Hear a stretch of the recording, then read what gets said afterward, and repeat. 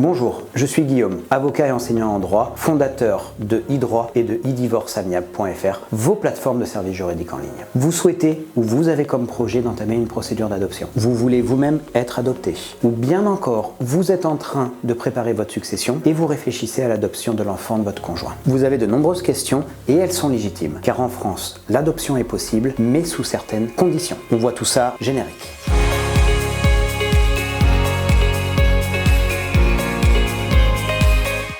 Juridiquement, l'adoption peut se définir comme la création d'un lien entre deux personnes. Un qui est l'adopté et l'autre qui est l'adoptant. En France, pour pouvoir adopter, il va falloir choisir un régime. Deux possibilités, l'adoption simple ou l'adoption plénière.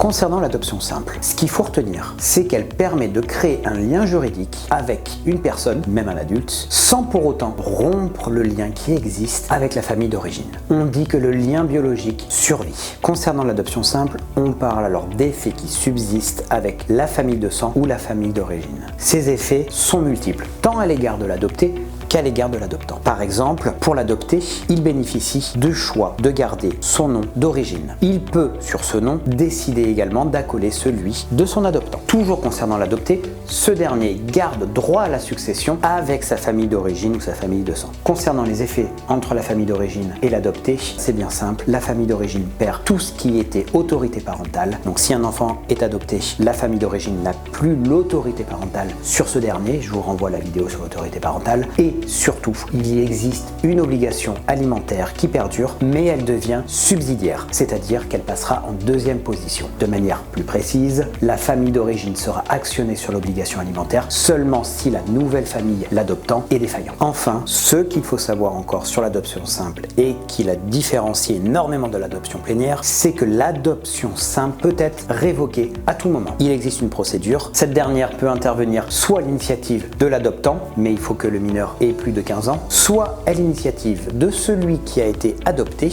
et dans ces cas-là, il doit justifier de motifs graves. On entend par motif grave de l'indignité, ou bien alors du non-respect de l'autorité parentale, de la maltraitance, etc. Concernant l'adoption plénière, c'est bien simple, il y a une destruction totale du lien biologique entre l'adopté et la famille d'origine. La famille d'origine perd tous les droits qu'il détient sur l'enfant, autorité parentale, etc.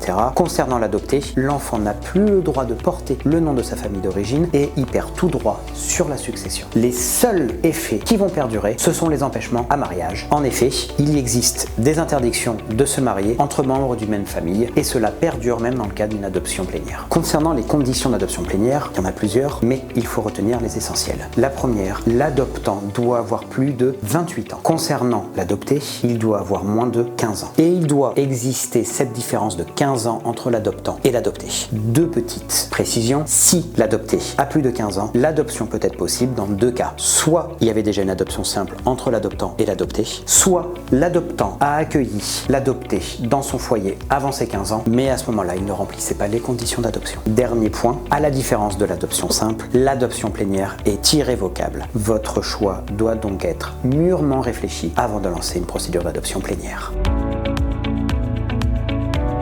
On ne pouvait pas finir sur cette vidéo sans parler de la loi du 17 mai 2013, le mariage pour tous. En effet, cette loi a permis aux personnes du même sexe de pouvoir bénéficier des mêmes droits en matière d'adoption que des couples classiques. C'est-à-dire qu'aujourd'hui, un couple homosexuel, qu'il soit homme ou femme, peut diligenter et entamer une procédure d'adoption. Il peut s'agir soit d'une adoption simple, soit d'une adoption plénière. Il faut bien préciser qu'avant la loi, seul un homosexuel célibataire pouvait espérer obtenir un agrément pour l'adoption. Aujourd'hui, un couple d'homosexuels peut obtenir ce fameux sésame. En revanche, force est de constater que le nombre de ces adoptions sont encore très réduites du fait que beaucoup de conseils de famille, notamment pour les adoptions des pupilles d'État, se réfèrent à la conception classique de la parentalité. En revanche, les procédures d'adoption nées des conjoints se développent de plus en plus. Ce sont ces fameuses procédures GPA, gestation pour autrui. Assurément, les procédures d'adoption n'ont pas fini de faire parler d'elles, ce qui donnera sûrement lieu à de prochaines vidéos. Si vous avez aimé celle-ci, je vous invite à vous abonner, à liker et je vous dis à bientôt.